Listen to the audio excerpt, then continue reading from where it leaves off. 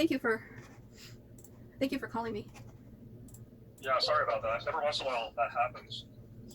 I set this one up until the end of the year, so. Okay. That's the latest I can do it. So it'll be the same code until the year. That'll work. Okay. How you doing? Well, right this second, I think I popped my knee out of place, and I've never done that before, so I'm still kind of calming down from it. It kind of freaked. I just kind of slipped. I was coming to sit down, and my foot kind of went like this, and my knee must have not liked that, and it twisted. It shifted to the right, and then everything from my ankle to my hip just hurts real bad right now. So it's like just a twinge of ache. I've had my leg lock closed before. Closed? Like if I'm down, like on the floor, like on my knees or doing something, like when you wrap gifts or something, you know how you're on the floor. Yeah. I'm playing with it. If I twist my leg a certain way, I'll feel it go out of socket, and I can't open my leg up again. So I have to sit there and slowly open it up, and it pops back into place. It's painful. What sort of doctor works on that stuff? Is it a chiropractor or is there leg doctors? Osteopathic and osteopath. I guess, yeah. I'm just like in shock because my mom's always had knee problems and my sister's always had knee problems, and they've talked about popping their knee out of place, and I'm just like, I'm glad I don't ever have that issue. And now here I have an issue, and I was just I thought I broke my leg or something. It was a shock. It'll probably be sore for a little while. Yeah. So the FMLA paperwork, I went through and took a look at it. There's a section, I've got to find out, but there's a section that I need to fill out.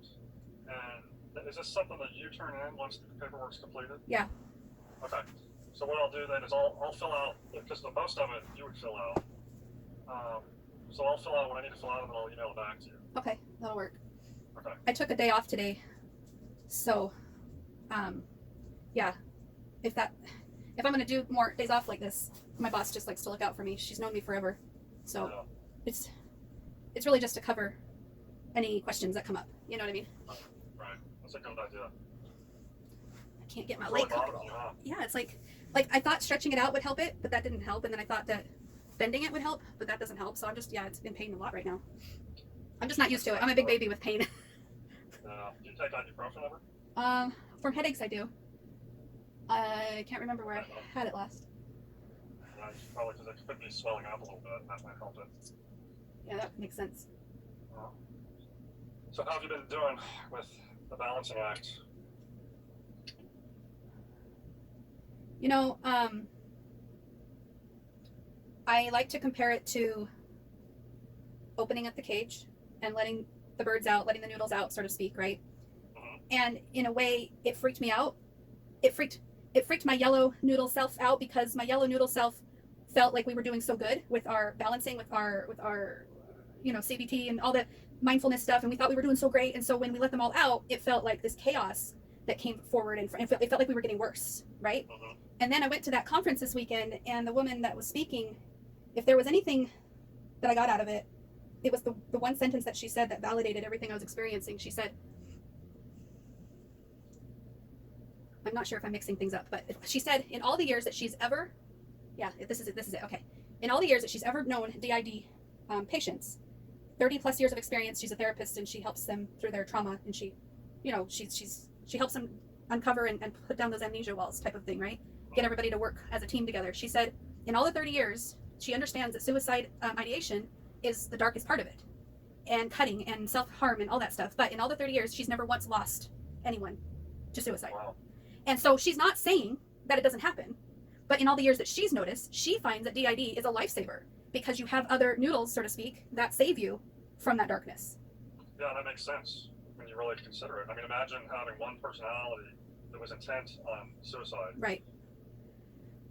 And I felt that was the most validating thing that she could have ever said to me, because I felt like things were getting worse since letting open the cage, and the balancing and the falling into the water and drowning feelings and all of that stuff was coming back, and it was coming back 10 times harder than ever before. And it didn't matter how many times we pulled ourselves up within a day or a week or however long it was going on.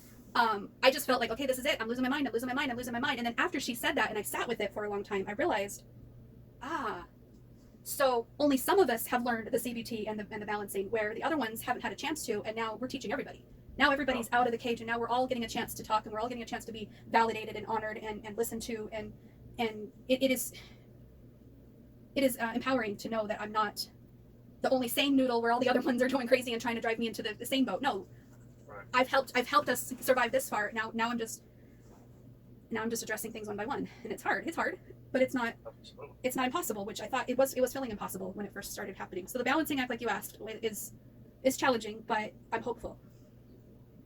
Right, and just keep in mind, like I've always told you, it's not about how fast you do it. It's about continuing to move forward with it. No Right. matter how fast or slow, staying on the path and continuing to move forward. You're going to have those days where you feel like it's impossible, but that will pass. And the more that you do this, the more you process, the healthier you're going to get, and the more balanced you're going to become. You'll have those days where you feel like you're backsliding, and you'll have to gain ground again, and that's all normal. Right. I mean, think about how long has it taken you to get to the point where you felt like you needed to balance yourself. It's a process. And that's why I thought it was a process. Right. That's why I thought I was losing it, because I remember how dark it had to get and how many times I had to fall before I was sick and tired of falling. And so if I think of it as several little children that keep falling and keep feeling sorry for themselves and keep feeling like a victim and keep going back to trauma, and it's like, okay, I get it, that's where you're at. So rather than shaming you or making you feel bad or disowning you or pretending you're not there, or I'm going to hold you and just say, hey, it's okay, you're going to get through this, and we're going to keep doing this until you're ready to stop going here with it. Right, and I remember us talking about the black noodle and whether that was a necessary part of the group, and you said it was, and I believe in that too, because I believe that without the darkness, you never get to your bottom, and you never realize the need for going through this process. Right. Okay. So I was just talking about this analogy to myself today. If we have trouble over here and happiness right here, and we just keep bouncing between happiness and trouble and happiness and trouble and happiness and trouble, and we're so sick and tired of that, eventually the suicide worm, I like to call him, he's a black and white noodle that's kind of like an earworm, where you get a song stuck in your head and no matter what you do, you can't get rid of the song, right? So he wraps himself around every noodle, and every noodle is in agreement. Like, yeah, we'd be better off dead. Yep, makes sense. Yep. And then once, it's almost like scooping or corralling the cows into one area, and it's like, instead of everybody being happy or everybody being troubled, now everybody's upset. Now everybody is in agreement about death for a second, and then all of a sudden one goes, no, wait, we're not going to do this, and then it falls in line, and then it's like, okay, now we're out of it. But without the scooping of the noodles into one spot, we'd still keep bouncing between troubled and happy, and troubled and happy and troubled. So it's like a shooting off point. I don't know if I'm making any sense with that. No, that makes sense. Like the coach, I think I told you, in freshman year, that is on your case all the time, and you can't get him out of your head. And then varsity year, champions, you're done with school, and he pats you on the back, and you're like, thanks, coach, for riding me hard. Thanks for pushing me, because without the push into the darkness, we would never seek the light so darn badly. Yeah, it's true. Same thing with addiction. Without, you always hear that an addict has to get to their bottom. Yeah. If you never get to that point, then you never recover.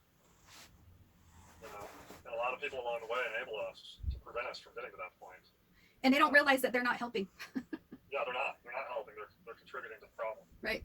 And I'm sure some of the noodles at some points contribute or enabling noodles, right? Yep. But the good news is that you've been able to get to that point, and now you're on the way back up. Yeah. So don't get frustrated. I know it's confusing, and it can be chaotic and frustrating. So what did they say at the conference about? Did they talk about trauma processing? Yeah, they talked quite a bit about it and how important it was to talk to the ones that are causing the problems. Mm-hmm. And if you have ones that don't want to talk, she's even talked about how you got to ignore that one. Okay, you don't want to communicate, that's fine, but we're not going to let you ruin the session with your antics. We're not going to honor you until you're ready to join the group.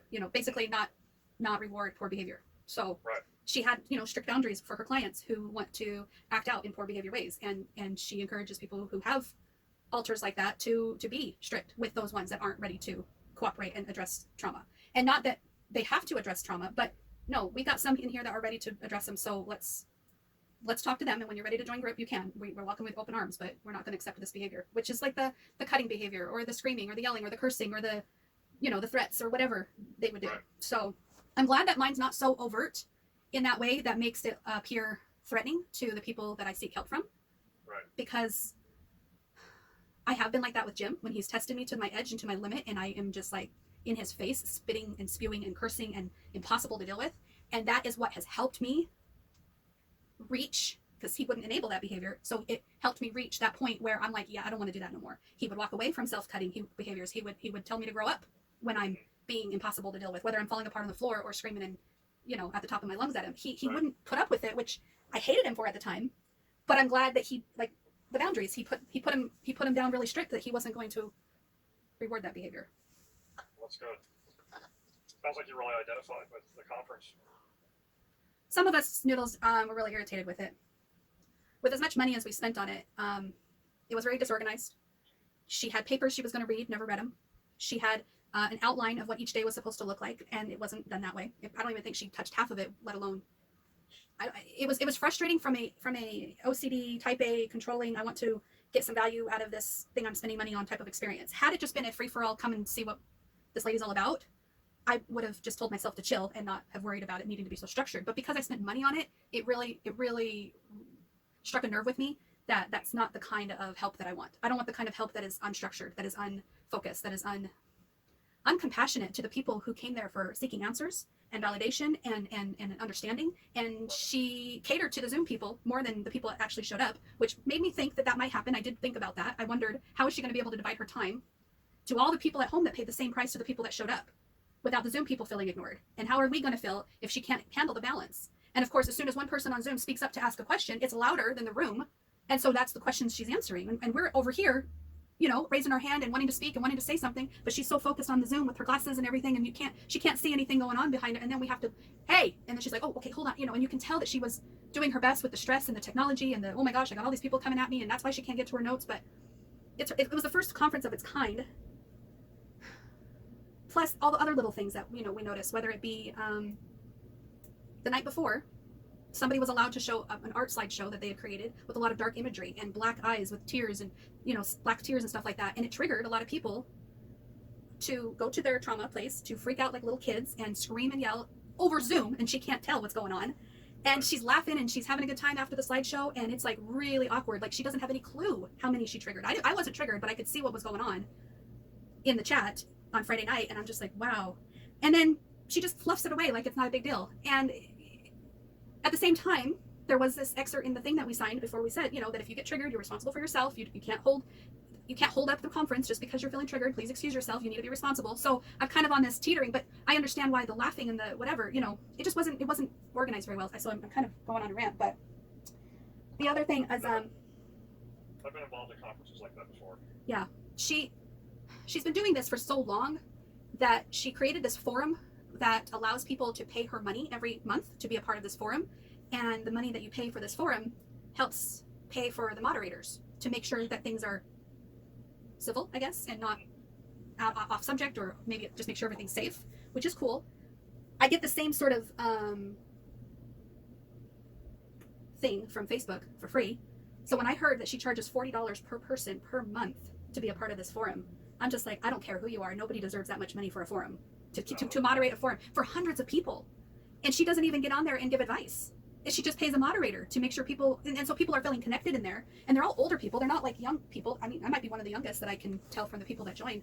So it wasn't my cup of tea on those levels, but I tried to soak up as much as I could on other things, because she talked about noodles. She specifically said the word noodles. She said something about, it's kind of like, you know, you have a noodle and you can't see where it starts and where it ends. And then you start to unravel and and I'm like, Jim, did you just hear how she just...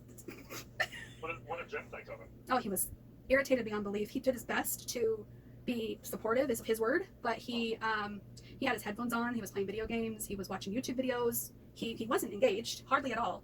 And I was having meltdown after meltdown internally because of things they were talking about, and I can't speak, I can't get support, like, these are my people that I feel like I understand and that will understand me, and I have to sit here quiet, and I don't even get to share anything with my husband because he's not interested. And so it was a really hard thing for me, and every noodle inside of me wanted to leave.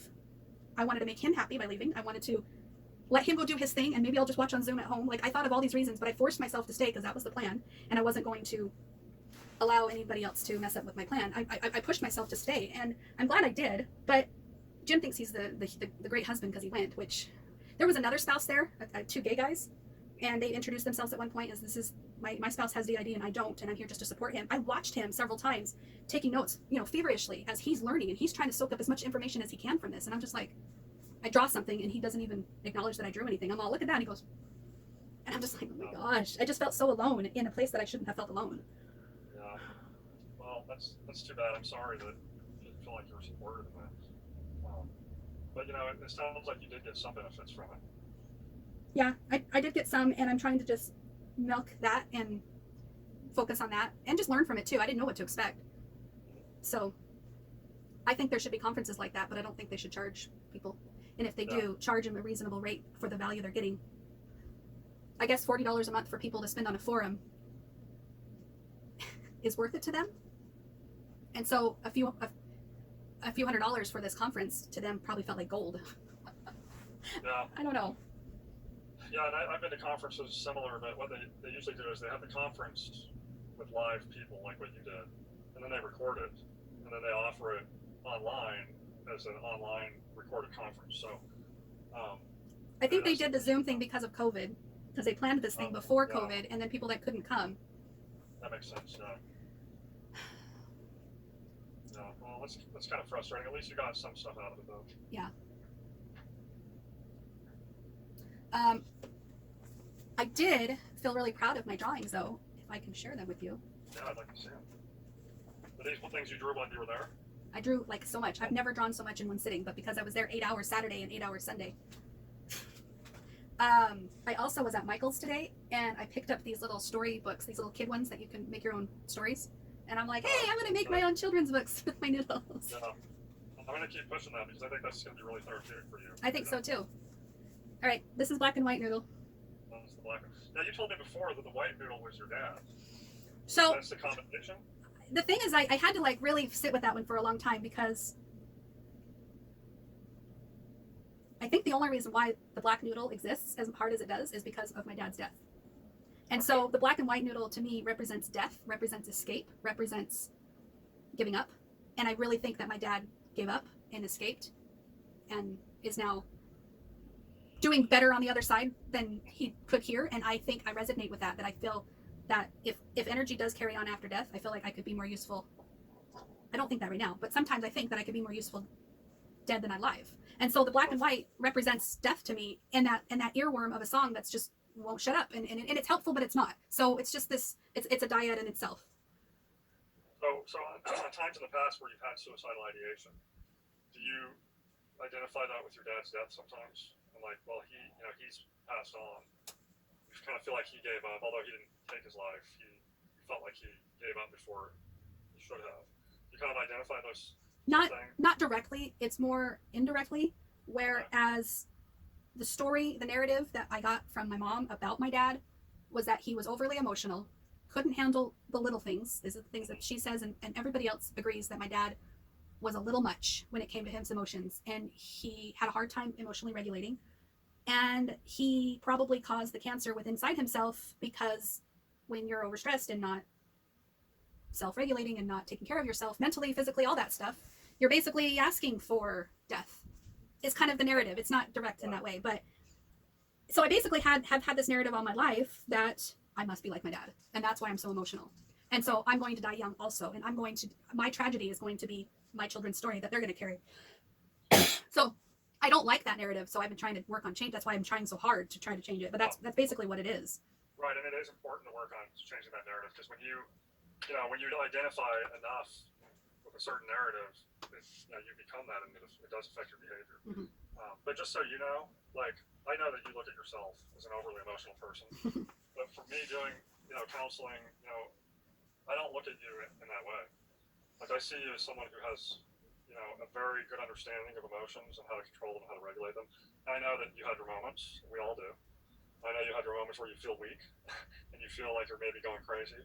I understand that, but I think for the most part, I look at you as someone who really has a good handle on things.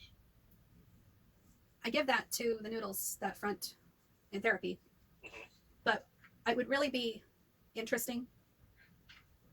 It would be really interesting if I would ever, I would never want to. It's not something I look forward to doing, but what my husband witnesses when I'm in my darkest hours and and recall bits and pieces later, Mm-hmm.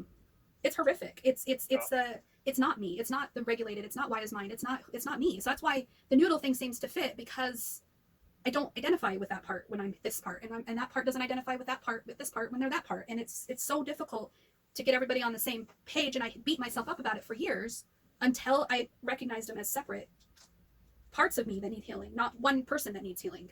Because yellow noodle is healed in a lot of ways, and not at all needing more therapy. Like when I first started with you, oh, what do we need therapy for? It's like, well, I understand that, Crystal, but what you need to know is that there are people that come into therapy that no part of them knows how to regulate themselves emotionally. right, That yellow noodle is a part of you, and I know you feel like it, it fronts and can use as a mask. I understand that, but at least there is a part of Crystal that understands that, and that's the idea behind balancing yourself, is that when you need that, you have it there, right, and you need to be able to focus on allowing that noodle to heal those other noodles that need that healing. right, Your noodles, some of them have positive traits, some of them have negative traits. Some of them have positive defense mechanisms, some of them have negative ones. I'm sure some of them has positive coping strategies, some of them have negative coping strategies. So you need to take the good and the positive and the ones that are healed and strong and allow those to influence the other ones. But there is a part of you that understands emotional regulation, and and I would beat myself up for not remembering that when I was the other. And believe me, Crystal, like for the most part, when when we meet people just randomly and we think, oh, this person has it all together, right, they never do. They never do. We all put on a front to a certain extent. We meet people every day, and we're always our own worst enemies, so we always assume other people have it more together than we do. And so I know and understand that we all have issues we struggle with that nobody else knows about, things that nobody else sees, because we're all good at putting our on our best face when we're in front of people. So there's part of that that's very normal. If the forgetting wasn't so bad, I don't think I would have so much trouble with the two extremes. Right. So I think I told you I was. There's a disconnect because of the disassociation that kind of prevents one noodle from helping another. Exactly. So what I've been learning is that by doing the video journals and stuff, that's really helped brought down those amnesia walls, where now I can review those videos and remember, oh wow, wow. And I don't remember making those videos, and I don't remember feeling that way, and I don't remember, and the amnesia I didn't think was that bad until I'm reviewing and I'm reading journal entries and I'm talking to Jim and I'm like, wow, I really do this all the flipping time, where I say one thing and have absolutely no memory of it. Mm-hmm. I think I told you that I was going to get the evaluation from the neuropsych. Mm-hmm. I spoke to the psychiatrist. His name is Andrew Fitzgerald, Dr. Andrew Fitzgerald. Mm-hmm. And I was so flippin' nervous on Thursday, crying my eyes out moments before the phone conversation started. And I tippy-toed around it and then finally laid it out and told him about the noodles and told him about the disassociation between another, and how I can depersonalize myself from who I was 5 days ago compared to who I am today and stuff like that. So they're going to do more tests and look at the cognitive functioning and compare my memory tests from this year to last year. And they said there was more things they could do to look at the disassociation. Today, I tried taking a Beck depression inventory. It was 21 questions. And I've always had trouble with these sorts of things because one might be louder than the other. And so I just go with the loudest one. But then I've been told that my tests are inconclusive or inconsistent, or I'm over-reporting because things don't match up. And so I'm looking at this test today and nothing seems louder than another. They're all saying, like, yellow and gold and orange are like, we're not depressed. No, this isn't our experience, but I know those ones are, and so I wrote out this whole long list of my answers, which don't really answer the question. And I sent Dr. Fitzgerald an email asking if I could answer this test in a couple times in a couple of different ways, because I don't want them to test for depression. I know I've got some depressed noodles. Yeah. But that's just one example of how my personality evaluation from last year was skewed, and how if I do another one this year, it's going to be skewed. No, I can understand that. That would be difficult because it depends on who's fronting at the time. Right, and right now they're all. I like to call it like the front seat of the car, when they're all telling the Uber driver where to go, and I feel like they're all right there, waiting to grab their turn at the mic, and it is so chaotic because I'm not shaming any of them, telling them to go sit down, go back to your seat, go hide in the trunk. I'm not talking to you. I ain't listening to that one. I'm not doing that anymore because that isn't helping me. I need to listen to them. Right. We just need to come up with a systematic way to do it, and that's where I'm just struggling.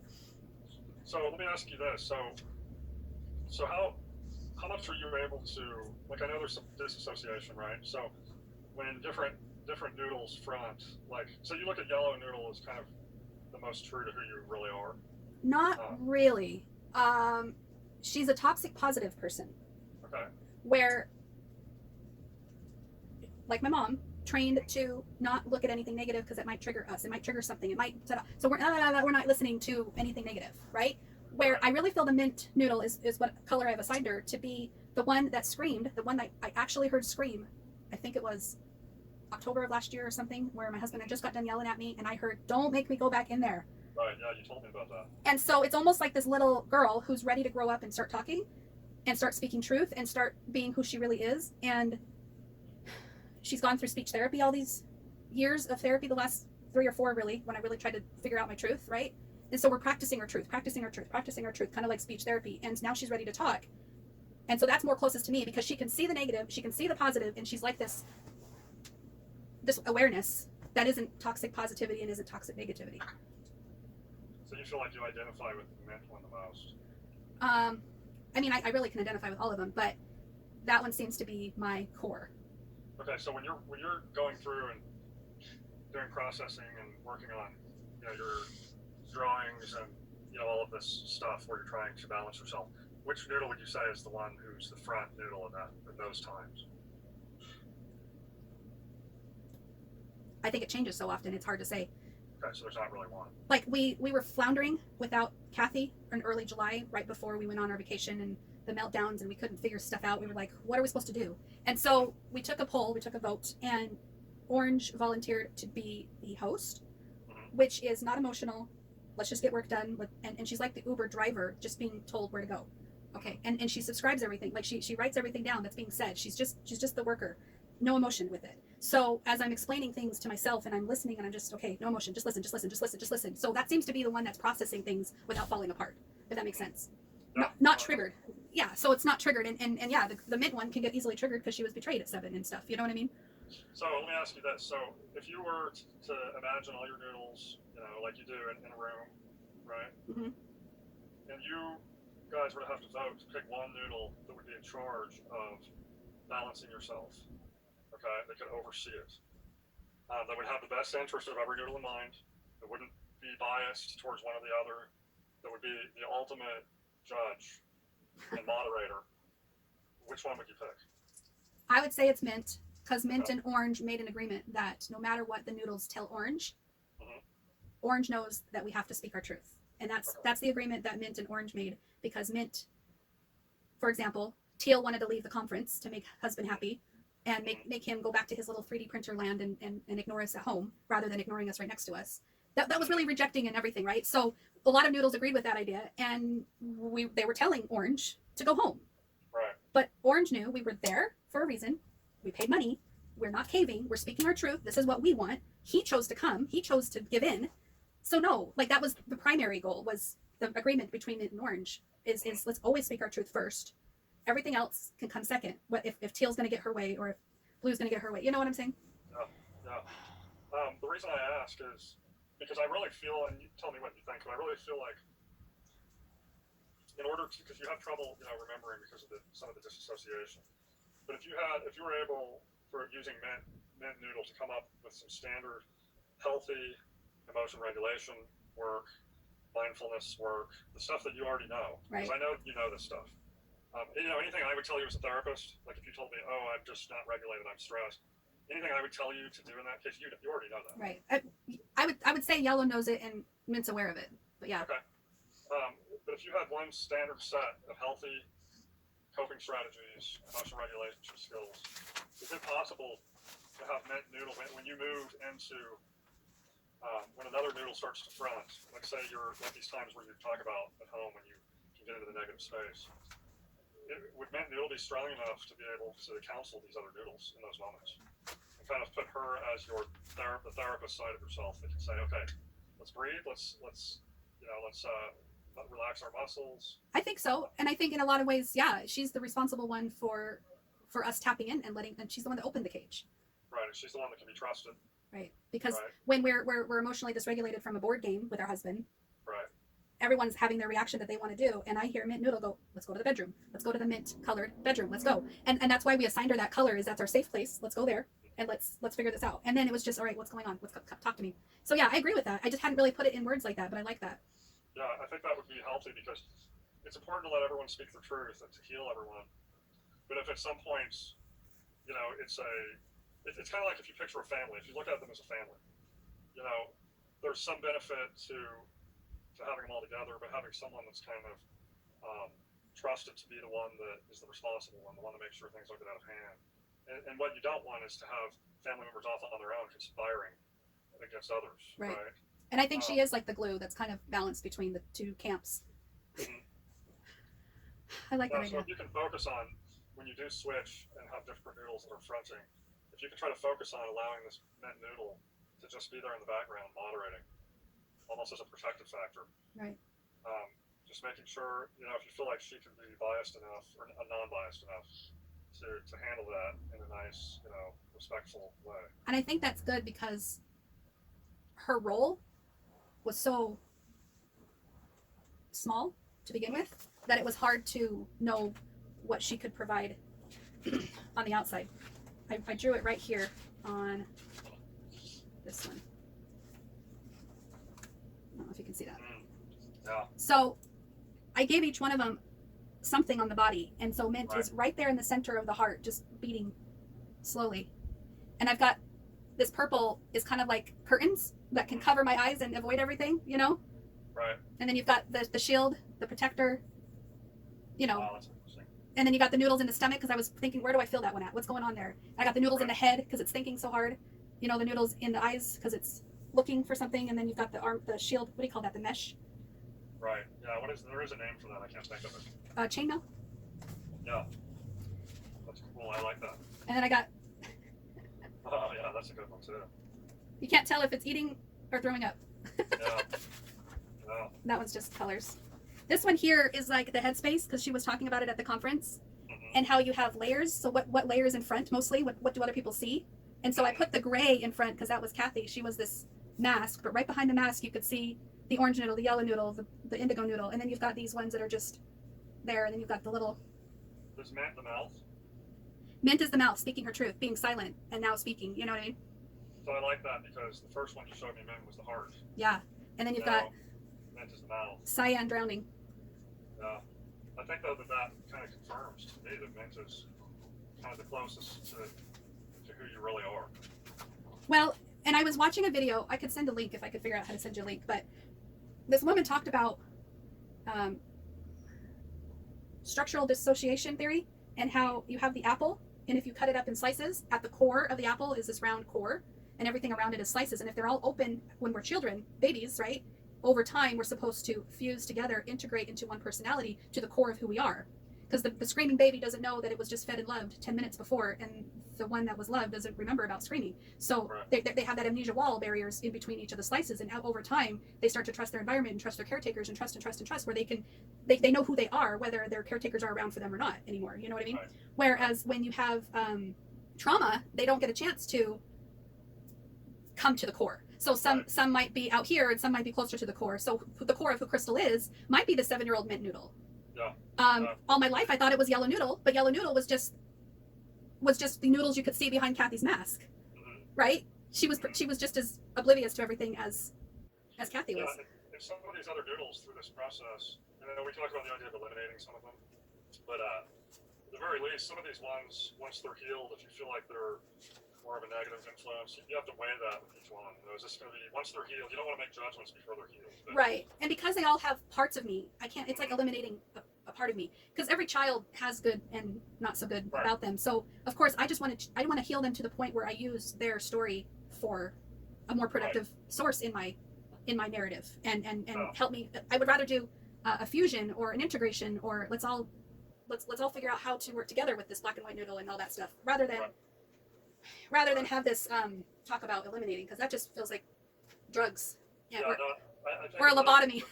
I think a better word would be to allow them to be dormant, still there, but just they serve their purpose. I don't even know if I want dormant. I'd rather them come up and get therapy and get healed. Right. But what I'm saying is if you ever find through this process that one of them is inherently negative, and even after being healed, is more of a negative influence. Yeah. Maybe not even dormant, but just somewhere in the background, serving as a memory of, okay, this served a purpose. This is, part of And it really had a large influence on me. But now I've allowed the more positive ones to take more of a primary role. sure, but I don't want to be only positive too. Like I've come up with all my, she's funny, but she's friendless. She's a leader, but she's loud. So she comes off as bossy, but she's a leader. I don't want to get rid of her. I don't want her to go dormant. I just want her to learn how to be a leader, and more so than the bossy type of leader. Learn how to be a good leader and an influence leader. So I'm not, because that feels like putting them back in the cage to do that. Here's a good example. Like I struggle with addiction, right? Mm-hmm. So that's a part of me from my past. And I would never want to, I would never change things if I could do it over again, because I feel like that going through that addiction, those addictive traits, that addictive personality, me being able to overcome that addiction, has made me a stronger person than I ever would have been without it. Right. And if so that's a part of me I would never want to change, but there is a part of me that has to keep it under control. Sure. So it's still there, but I don't ever allow it to take a dominant role in my life, because if I allowed that one to take the dominant role, right, I'd go right back into it. And I think that's where allowing them to front right now prevents any of them from being dominant. Right. And I think I like your idea of letting mint be dominant when there's a need Mm-hmm. for some emotional regulation, or even yellow to be dominant when we need to strive for something positive right now. We're feeling pretty dark. What you got for me, yellow? And ask her for some uplifting something. Sure. Yeah. Makes sense. I've got 2 more things I was going to read. I don't know how much time we have though. Yes, looks like it's just now 4:07. Oh, I had my list of things I wanted to get out of therapy. That's what I was thinking about. And then the other one was a journal entry that I wrote in the codependent group, not the d.i.d group. Mm-hmm. And basically it was people were given advice about someone who wanted to know how to get over the person they're addicted to. Mm-hmm. And I says, all of the above advice and mine below is easier said than done, of course, but eventually we got there. How? We had to get sick and tired of being sick and tired. And then we fell a few hundred more times, and that's when we finally were ready to see ourselves as 2 levels of us. We have the level of self that's addicted to the man, and we have our wise mind. We had to start talking to our addicted self like they were our best friend. We had to accept our friend for their weakness, and we had to want to help them towards sobriety of toxic relationships. We learned to love ourselves and accept ourselves and soothe ourselves and congratulate ourselves with every itty bitty milestone we took. We don't beat our best friend's self up if we make a mistake, and we let them cry about him. We suggest to them to journal or write poetry or love letters, and we'll never send them. We are super duper supportive of ourselves without letting ourselves sabotage everything with one little decision that can unravel the entire success. But to get there, we had to watch her fall hundreds, if not thousands of times before we stepped in to save ourselves. Finally, now we are doing the work. You think being addicted is hard? Try breaking addiction. It's hard, but it's doable and worth it.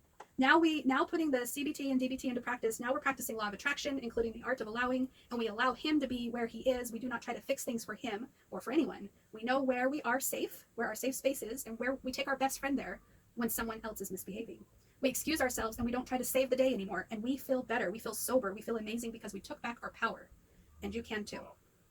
I like that. And I had lots of people just really appreciate that and thought that was, and it really is like this, stop looking outwardly for your things to be saved. Just because if you need to look outwardly, then look outwardly at your wise mind, because it's going to save you more so than anybody else will.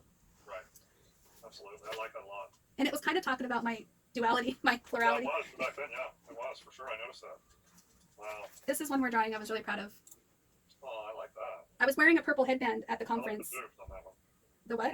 You need to put nipples where the boobs are. Oh, right. So the purple is the avoider. Mm-hmm. And so it's kind of like a shield. Yeah, where I could put it over my eyes. Blindfold, that's what right. You've got the goody-goody that wants to do good. She's what they call a legacy alter that tries to live up to the legacy the parents put on her. I didn't know these terms till I was researching. You've got the one that thinks she's so dang smart all the time. That's yellow noodle. You've got the one that thinks she can see into the future, so she's always giving us ideas in her ear, right? And then I'm choked by Till Noodle and Lime Noodle. Till is the codependent and Lime is my husband interject, just constantly telling me what to do all the time. Right. And then we've got the one that is always rejected because she's not normal, right? She's laughed at and stuff. Really, really closely you can see the black and white in the eyes and the other colors. And yeah, the sexual alter has the shirt and stuff. But Like, I really wanted to show this with somebody as I'm drawing it and listening, going, okay. I like it a lot. It really gives me insight into the importance and the role of each altar. I think it does. It's like a visual statement of what I'm learning and what I'm figuring out. No. All right. Well, I probably have another client waiting. Oh, okay. So I will see you next week. I'll email you the paperwork once I fill out my section of it. Okay, sounds good. Thank you so much. All right. Yeah, good to see you. Yeah, you too. Thanks. Talk to you later. Okay. All right, bye-bye.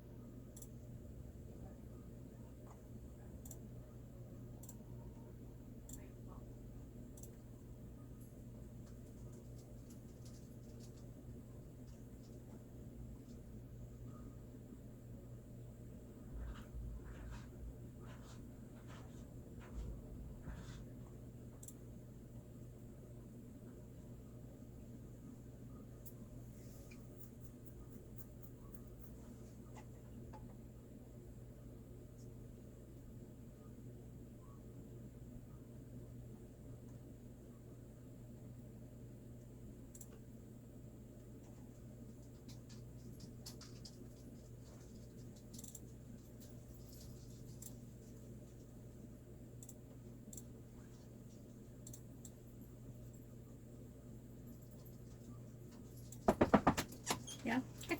Hi. Alexa, stop the disco lights. Can you hit stop on that, please? Disco Lights doesn't support that. Matthew, What? come here. Stop on this.